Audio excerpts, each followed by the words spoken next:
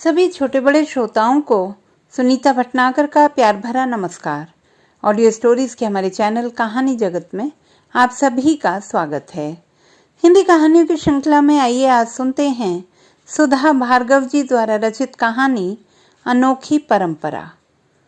पति के सेवानिवृत्त होने के बाद रुक्मणी ने बड़े शौक से विशाल बंगला बनवाया था। साथ में बहू बेटे रहते थे। रिश्तों में आनंद धारा अविरल बहती थी। मुश्किल से 4-5 वर्ष ही उसने इस भवन में बिताए होंगे कि पति की हृदय गति रुक गई। वे इस संसार से विदा हो गए।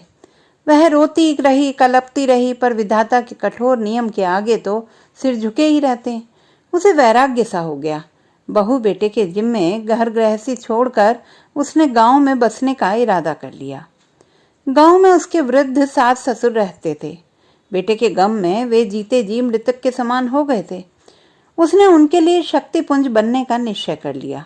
बेटे ने बहुत समझाया, माँ तुम शहर की सुख सुविधा की आदी हो, गांव के कष्टमय माहौल जीवन की झटकी झेल ना पाओगी।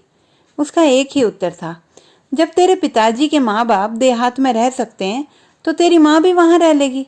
वे बड़े शौक से मुझे इस घर में ब्याह कर लाए थे। आज उन्हें मेरी जरूरत है। बेटे के पास कहने के लिए कुछ ना था। उसे माँ की बात उचित ही प्रतीत हुई थी। सास ससुर के बुढ़ापे की लाठी बनकर रुक्मणी गांव के छोटे से मगर पक्के मकान में रहने लगी। वृद्ध दंपति अपने व्यथित हृदय को उसके सामने उंडेल कर संतोष कर लेते।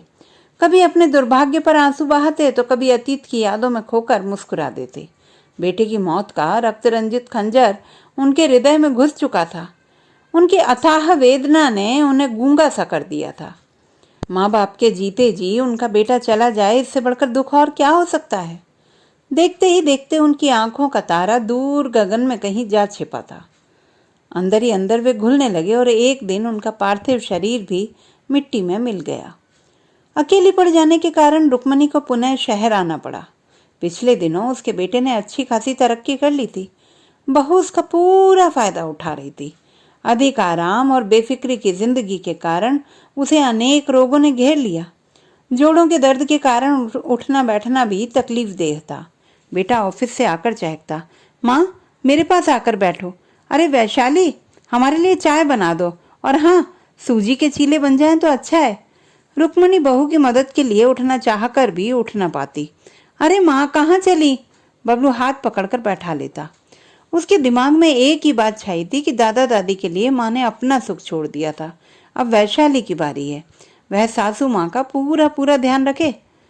घर में 2-2 नौकर के होते हुए भी वैशाली को उनसे व्यवस्थित रूप से काम लेना ही नहीं आता था। वह सारा काम उन पर छोड़कर सैर सपाटे फोन करने में व्यस्त हो जाती।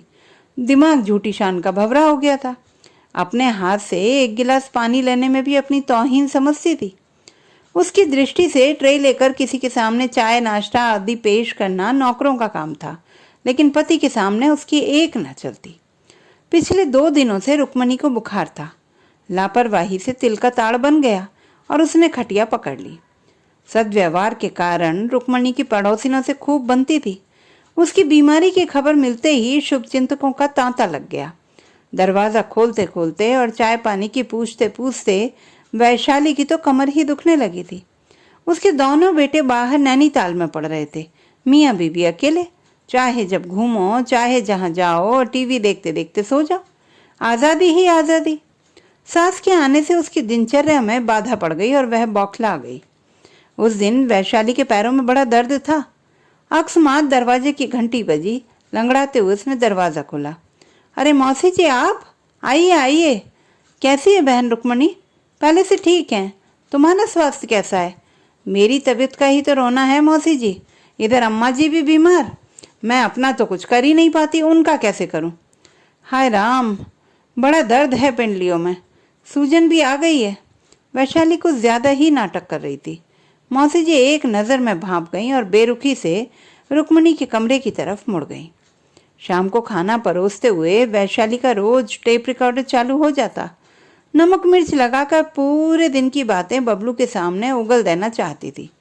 बबलू उसका पति एक अच्छे श्रोता की तरह केवल हाँ हूँ करता रहता। आज भी कुछ ऐसा ही हुआ। सुनते हो, हमारे पड़ोस में जो शर्मा जी रहते हैं ना, उनकी पत्नी भी डॉक्टर है। बड़े भले मानस हैं। दोनों ही क्लिनिक जाते हैं, लेकिन पीछे से उनकी बीमार माँ की देखभाल नहीं हो पाती। बबलू के मन में तो आया कि कह दे, ऐसे डॉक्टर होने से क्या फायदा जो जग को तो ठीक करता फिरे और अपनी माँ के प्रति इतनी उदासीनता। जो माँ का ना हो सका, दूसरे का क्या भला करेगा। यूं कहो पैसे के पीछे दोनों भाग रहे हैं, पर अपनी आदत के मुताबिक केवल हाँ हूं करके रह गया। वैशाली ने फिर अपनी बात आगे बढ़ाई। उन्होंने अपनी माँ को वृद्धाश्रम में छोड़ दिया है। हर माह वहां 2000 रुपये देते हैं। वे अपनी उम्र वालों के साथ रहकर बड़ी ही खुश हैं। शर्मा दंपति हफ्ते में एक बार उनसे मिल आते हैं। तुम कहना क्या चाहती हो, साफ साफ बोलो। यही कि अम्मा जी को भी वृद्धाश्रम में छोड़ दें तो कैसा रहेगा। अब देखो ना, मुझसे तो अपना ही कुछ नहीं होता, इनको क्या आराम दूं। हम तो 2000 से भी ज्यादा इनको खर्चे को दे सकते हैं। ये भी खुश और हम भी खुश। ओह, अब मैं समझा।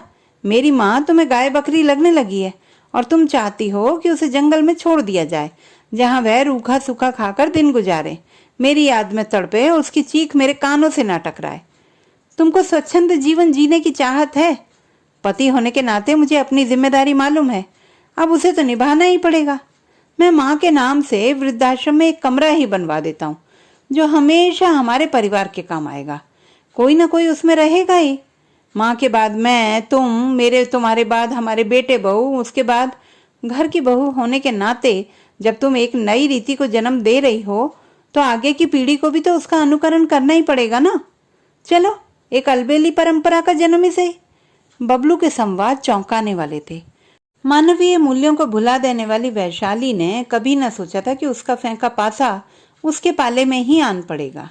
उसे अपने कदम पीछे हटाने पड़े और फिर कभी वृद्धाश्रम का नाम अपनी जुबान पर वह नहीं लाई। तो दोस्तों, ये थी हमारी आज की कहानी। आपको कैसी लगी कमेंट बॉक्स में लिखना ना भूलें। चैनल को सब्सक्राइब करें, लाइक करें और मित्रों के साथ शेयर करें।